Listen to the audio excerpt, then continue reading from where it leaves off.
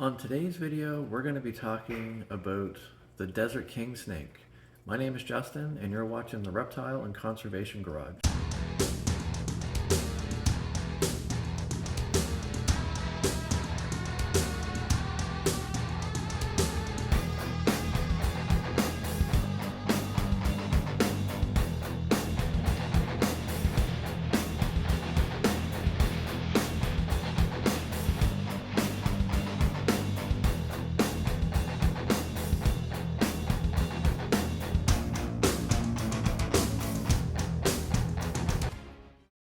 So before we get started, this episode will be one of many where I'm going to be covering some of the reptiles that I used to work with and I no longer keep. So I thought that this would be a great opportunity for me to give you guys my honest opinion on these types of species of reptiles and do they make good pets.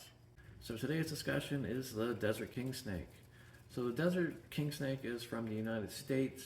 It can be found in Texas, Arizona, and New Mexico. It is a non-venomous snake and kills its prey by using constriction. So these snakes are going to be mainly feeding on rodents, smaller lizards, and other snakes. This also includes rattlesnakes. The other cool thing about king snakes is that they're also immune to the bite of venomous snakes. Now this is only if that venomous snake is native to the same area as that king snake.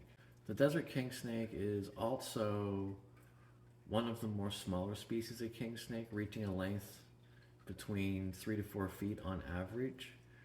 However, there are some cases where they can get a bit bigger. The one that I had was only 3 feet in length. Now, do desert king snakes make great pets? I think they make excellent pets, especially for beginners.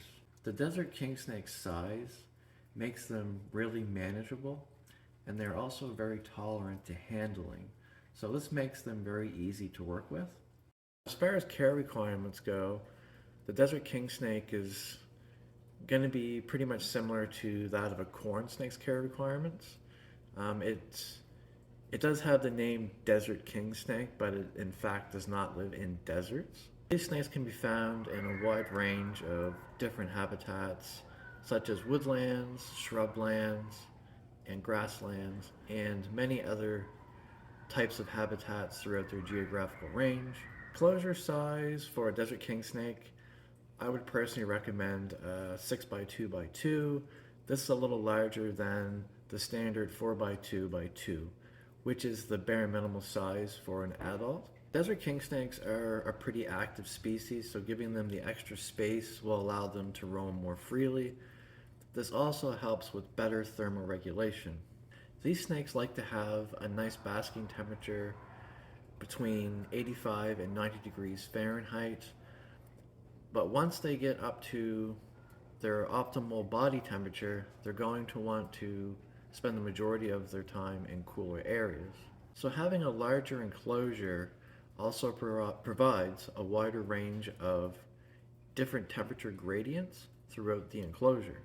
Now there's a wide range of different substrates that you can use for your desert king snake. Desert king snakes like lower humidity levels between the 40 to 60% mark. So I like to use the Eco Earth's Repti soil from ZooMed or the plantation soil from ExoTerra. These snakes also like to hang out in water from time to time, so providing a large enough water dish for them so that they can not only comfortably fit in, but so they can actually move around in it a bit. Something like a plant pot tray works really well. This is what I actually use for my ball python's water dish, and you can get them in a number of different sizes, and they're also nice and shallow. When it comes to feeding desert king snakes, they are probably one of the most easiest snakes to feed.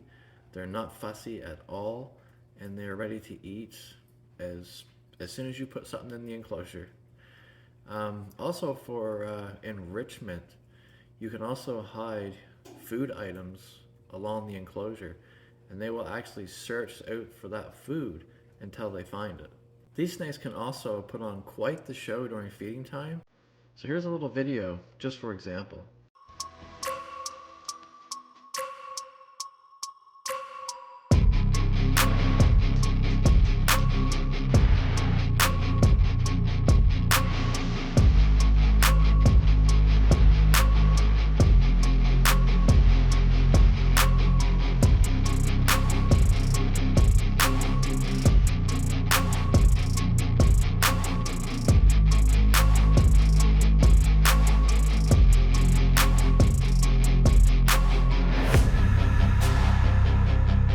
The desert king snake is a pretty fascinating snake to keep.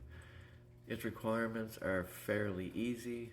However, you do want to make sure that you're doing your proper research before you get any reptile.